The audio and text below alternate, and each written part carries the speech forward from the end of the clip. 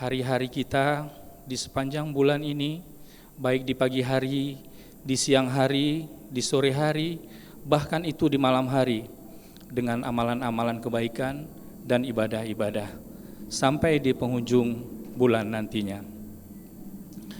Selanjutnya teriring salawat dan salam semoga dicurahkan keharibaan junjungan kita Nabi besar Muhammad SAW beserta keluarga dan para sahabat beliau. Hadirin sidang jamaah rahimakumullah. Tak terasa waktu begitu cepat berlalu dan pada hari ini kita kembali bersua. Kita kembali dipertemukan dengan bulan yang mulia ini, yaitu bulan suci Ramadan di tahun 1445 Hijriah. Masih terasa oleh kita, bulan Ramadan yang lalu, di tahun yang lalu baru beberapa saat terasa. Tetapi itu semua adalah kudrah Allah sehingga kita tanpa terasa dipertemukan lagi pada bulan ini. Oleh karena itu, kita sebagai hamba Allah wajib bersyukur dan menjalankan segala perintahnya.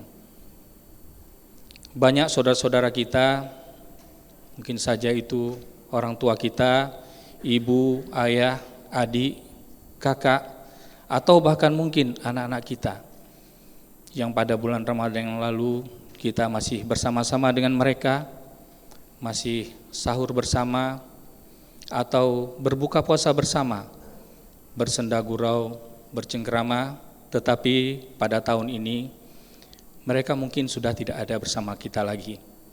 Mereka sudah pergi meninggalkan kita. Mereka sudah tidak mempunyai kesempatan lagi untuk bertemu dengan bulan mulia ini. Oleh karena itu, kita yang masih diberi kesempatan, kita yang masih diberi usia, laksanakanlah segala apapun yang kita lakukan. Curahkan segenap jiwa dan raga kita untuk mengisi hari-hari di bulan suci ini dengan amalan-amalan kebaikan sampai dengan akhirnya. Bapak-bapak dan ibu-ibu sidang jamaah rahimakumullah.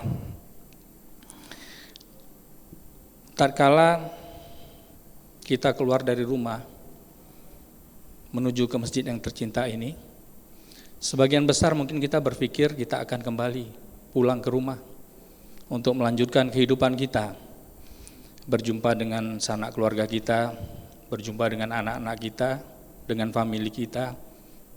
Tapi tidak sedikit pula orang-orang yang keluar dari rumah itu ternyata tidak akan pernah bisa kembali ke rumahnya masing-masing. Terkadang banyak angan-angan kita menjadi cerita, kemudian bahkan kita semua merajut mimpi-mimpi untuk 10 tahun, 20 tahun atau 30 tahun ke depan. Membina rumah tangga yang bahagia, kemudian melahirkan anak-anak kita, mendidik anak-anak kita, ingin meraih cita-cita yang setinggi-tingginya, ingin membangun usaha yang berhasil, tetapi tidak sedikit pula impian-impian itu tidak terwujud karena ajal lebih dahulu menjemput kita. Dan kita juga pada malam hari ini, kita tidak tahu waktu yang Allah berikan kepada kita. Kita tidak akan pernah tahu usia yang akan diberikan Allah kepada kita. Bisa saja batas waktu kita itu tahun depan. Bisa saja batas waktu usia kita itu bulan depan. Dan bisa saja batas waktu kita itu pekan depan atau esok hari, atau 1 jam ke depan, atau bahkan beberapa detik ke depan.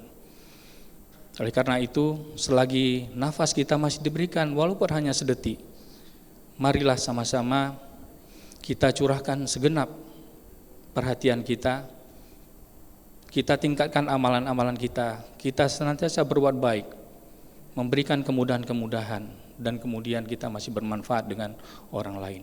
Apalagi di bulan yang mulia ini, 30 hari ke depan. Insya Allah mudah-mudahan kita semua dapat menambah amalan-amalan kita dengan perbanyak bertaubat dan kemudian belajar tadabburi Al-Quran, belajar fikih, terutama fikih Ramadan, dan kemudian perbanyak zikir kepada Allah Subhanahu wa Ta'ala.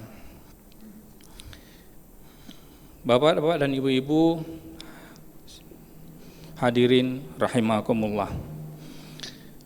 Pada hari ini kita telah memasuki bulan suci Ramadan. Tentunya banyak keutamaan-keutamaan dan keberkahan-keberkahan yang ada di dalam bulan suci Ramadan. Rasulullah bersabda, "Attaqun Ramadan syahrun mubarak." Hai kalian semua, telah datang kepada kalian bulan Ramadan, yaitu bulan yang penuh dengan keberkahan. Tentunya kita semua sudah maklum, ya, kita sudah paham dan kemudian sudah ada ilmu tentang itu. Apa saja keberkahan-keberkahan yang ada di dalam bulan suci Ramadan. Saya akan menyampaikan hanya beberapa keberkahan atau keutamaan di bulan suci Ramadan ini. Yang pertama adalah bulan Ramadan itu adalah bulan ketakwaan. Sebagaimana kita ketahui bahwasanya takwa itu adalah buah dari ibadah atau hasil daripada ibadah. Dan seluruh ibadah yang kita kerjakan, seluruh ibadah yang kita laksanakan, tujuannya atau targetnya tidak lain tidak bukan adalah untuk meningkatkan derajat kita, derajat ketakwaan kepada Allah Subhanahu wa Ta'ala. Ya ayuhan nasu ubudu rabbakumul lazi khalaqakum wallazi min qablikum la'allakum tattaqun. Al-Baqarah ayat 21. Yang artinya, hai manusia, sembahlah aku yang telah menciptakan kamu dan menciptakan orang-orang sebelum kamu. Semoga kamu menjadi orang yang bertakwa. Nah, demikian pula ibadah kita di bulan puasa ini adalah juga untuk menuntun kita untuk menjadi insan-insan yang bertakwa. Seperti yang telah dibacakan surah Al-Baqarah ayat 183 tadi oleh Bapak Imam kita. Ya ayyuhallazina amanu kutiba alaikumusiyam kama kutiba alal ladzina min qablikum la'allakum tattaqun. Yang artinya, wahai orang-orang beriman, diwajibkan bagi kamu untuk berpuasa sebagaimana telah diwajibkan bagi orang-orang sebelum kamu. Semoga kamu menjadi orang yang bertakwa. Jadi buah daripada ibadah itu ada ketakwaan untuk meningkatkan derajat ketakwaan kita kepada Allah Subhanahu wa Ta'ala. Kemudian yang kedua, keutamaan yang lain adalah bulan Ramadan ini adalah bulan diturunkannya Al-Quran. Menurut hadis yang diriwayatkan oleh Imam Muslim nomor 107 disampaikan bahwasanya, saya ambil poinnya saja, bahwasanya pada bulan Ramadan ini diturunkan Al-Quran dan juga kitab-kitab sebelumnya, yaitu risalah-risalah Ibrahim dan kemudian Taurat dan kemudian Injil juga diturunkan pada bulan Ramadan. Artinya adalah inti daripada bulan Ramadan itu yaitu bulan penghubung antara langit dan bumi, di mana firman-firman Allah turun pada bulan tersebut. Terjadi sinergitas, terjadi koneksi antara langit dan bumi. Kemudian keutamaan yang lain adalah yang ketiga, dibukanya pintu surga dan kemudian ditutupnya pintu neraka serta dibelenggunya setan-setan. Kita senantiasa bermohon kepada Allah Subhanahu wa Ta'ala, marilah kita isi hari-hari di dalam bulan suci Ramadan ini dengan amalan-amalan. Semoga kita menjadi orang beruntung yang akan ditempatkan Allah di dalam surganya kelak, insya Allah.